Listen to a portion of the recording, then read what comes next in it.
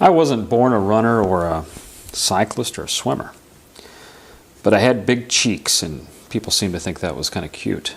You squeezed them a lot. I remember that not feeling well. And after I spent a time as a junior toddler banker wearing a suit and a tie every day to work, I realized that that life wasn't for me. That was something more. I was a cute kid, generally happy. I ran around like kids run around, so I was active, as kids are active, you know. I spent some time in a youth biker gang, riding around in circles, terrorizing parents at the fair. But athletics saved me from a life of crime. Played football mostly, wrestled a little, but through high school it was all about football. That's what I played. Although there's not a lot of call for a 5'8" offensive lineman in college, I realized I was going to have to do something else with my life. I was even voted most athletic in my senior class, which is the award given to the person who's not the best looking, the most attractive, the most likely to succeed, the best all around. Every now and then I was able to sneak a smooch from girls in college, but nothing serious. I gained a lot of weight, though.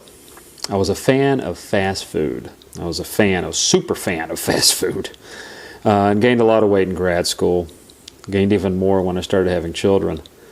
I mean, I was active. I went to the health club. I did the spin bike. I did spin class. I got on the treadmill every now and then. But I wasn't as active as I needed to be, and I ate like crap. So I carried around this extra weight, always wondering if I could get rid of it. Always trying to hide it. Now, mind you, I was professionally successful, did well, got my graduate degree, job at a university, very happy. But deep inside, I was never the person I wanted to be. And it wasn't until 2006 that they found that I had industrial strength, high blood pressure. Something had to change. I had to start running. I had to get some athletics. I had to lose some weight. Even though I was a great parent, that wasn't going to help me avoid the health crisis of the future if I didn't get a handle on my health. So I started running. I fell in love with running. A half mile hurt. A half marathon hurt more, but I felt the king of the world. I eventually ran my first marathon at Disney in 2009, and I was as proud as I've ever been in my life.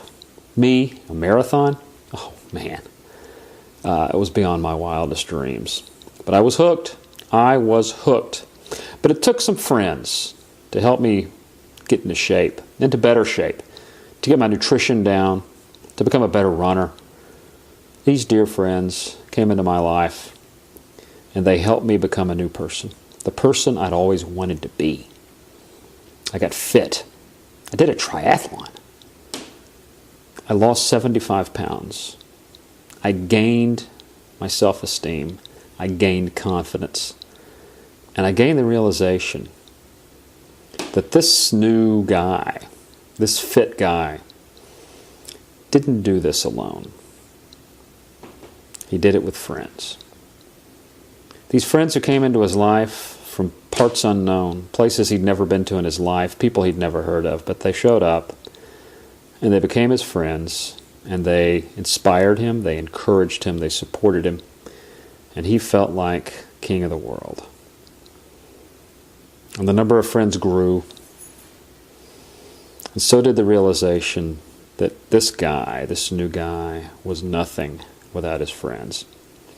We may race individually, we may train alone, but we are never alone. This community, this running community, is one of the greatest things I've ever been a part of in my life. And I guess maybe that's what I think my contribution is as a Daily Mile team member, is the realization that we are nothing without our friends. And our friends, many of them are here on Daily Mile. So, I'm applying to be a Daily Mile team member. Let me know what you think.